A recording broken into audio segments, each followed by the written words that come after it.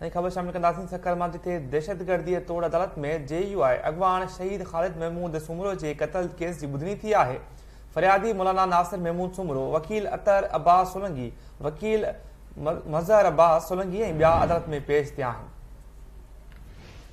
ATC 1 जो जज मोकल ते हुअण सबब केस जी ॿुधणी बिना कार्रवाई जे मुलतवी कई वई आहे। ख़बर ते पहुचे सखर मां दहशतगर्दी तोड़ अदालत में JUI अॻवान शहीद ख़ालिद महमूद सुमरो जे क़त्ल केस जी ॿुधणी थी आहे। फरियादी मौलाना नासिर महमूद सुमरो, वकील अतर अब्बास सोलंकी, मज़हर अब्बास सोलंकी ऐं ॿिया अदालत में पेश थिया आहिनि। ATC 1 जो जज मोकल ते हुअण सबब केस जी ॿुधणी बिना कार्रवाई जे मुलतवी कई वई आहे।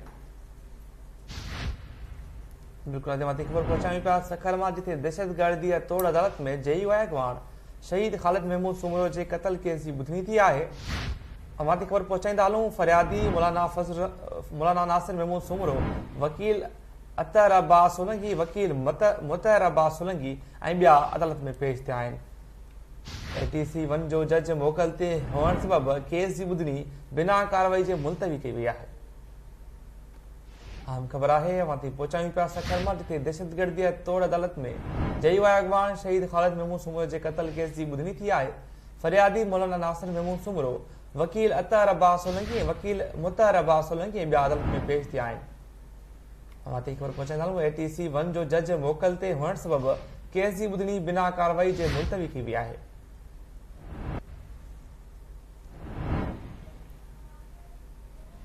ख़बर ते पहुचाएं पर सखर मां नाज़रीन, दहशतगर्दी तोड़ अदालत में JUI अॻवान शहीद ख़ालिद महमूद सुमरो क़त्ल केस जी ॿुधणी थी आहे। फरियादी मौलाना नासिर महमूद सुमरो ऐं संदसि वकील अदालत में पेश थिया आहिनि।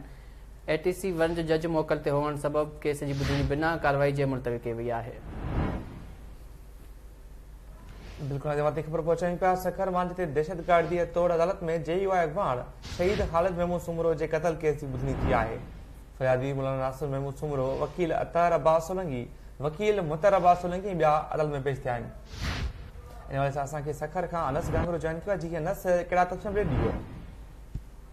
जी बिल्कुल सखर जे दहशतगर्दी तोड़ अदालत में JUI अॻवान ऐं अॻूणे सेनेटर डॉक्टर ख़ालिद महमूद सुमरो क़त्ल केस जी ॿुधणी थी आहे। अदालत में ATC कोर्ट 1 जो जज अब्दुर्रहमान काज़ी मोकल ते हुअण सबब ॿुधणी 16 मार्च ते मुलतवी कई वई आहे। अॼु सखर जे दहशतगर्दी तोड़ अदालत में फरियादी धुर पारां मौलाना नासिर महमूद सुमरो, वकील अतर अब्बास सोलंकी, वकील मुतहर अब्बास सोलंकी, मौलाना मोहम्मद सालिंडर, हाफ़िज़ अब्दुल हमीद मर, प्रोसिक्यूटर अब्दुल हलीम कुरैशी ऐं वास्तेदार पेश थिया, जॾहिं त जवाबदार धुर जा वकील बि पेश थिया।